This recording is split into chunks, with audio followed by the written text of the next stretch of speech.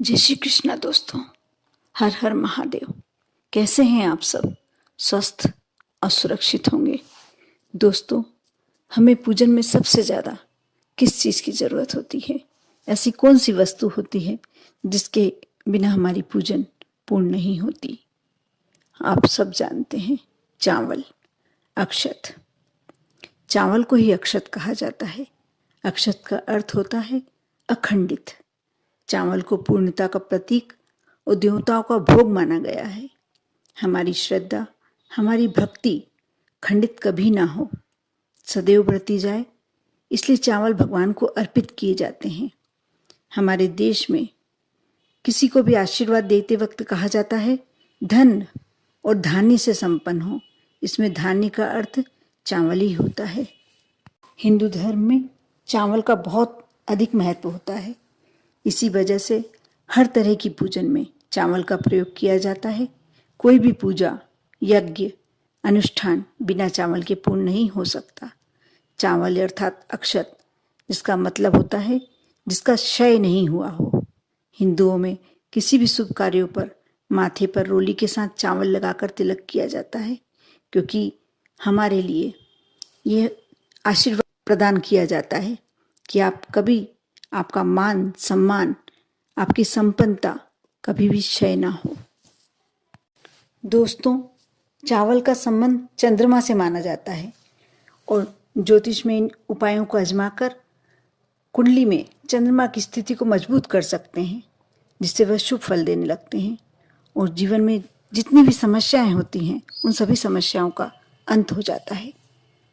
दोस्तों, यदि आप पैसे की तंगी से गुजर रहे हैं, परेशान हैं, तो आप सोमवार के दिन आधा किलो चावल शिवलिंग के पास बैठकर एक एक मुट्ठी चढ़ाएं।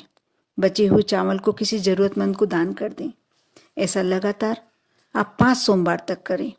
ध्यान रहे, शिवलिंग पर चढ़ाए जाने वाले चावल साबुत होने चाहिए, ना कि टूटे।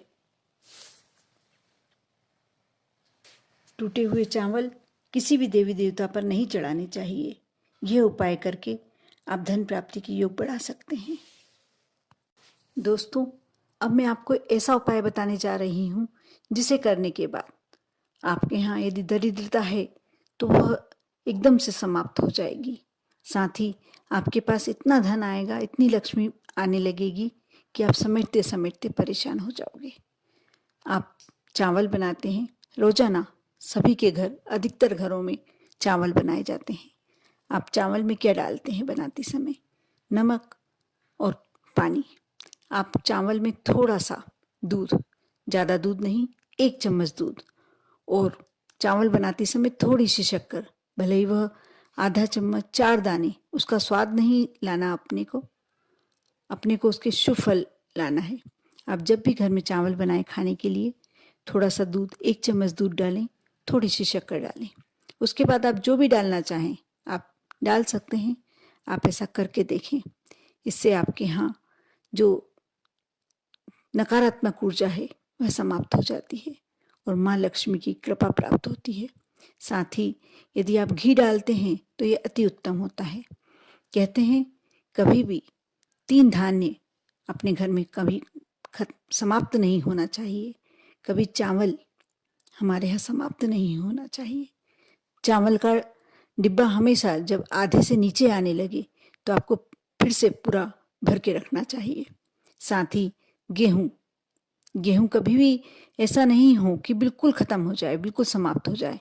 थोड़ा थोड़ा गेहूं रखा ही होना चाहिए। और साथ ही नमक जब आपके यहाँ थोड़ा सा बचे, समाप्त होने वाला है, तो आप तुरंत और बुला लें। नमक समाप्त होना अच्छा नहीं माना जाता।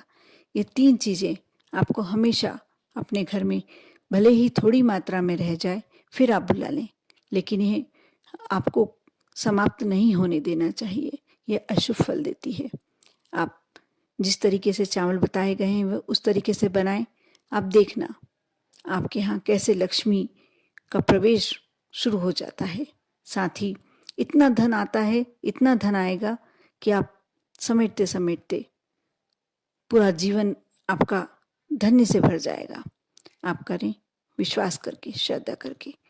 आप आपके जीवन में हमेशा माँ लक्ष्मी की कृपा बनी रहे। ओम नमः शिवाय।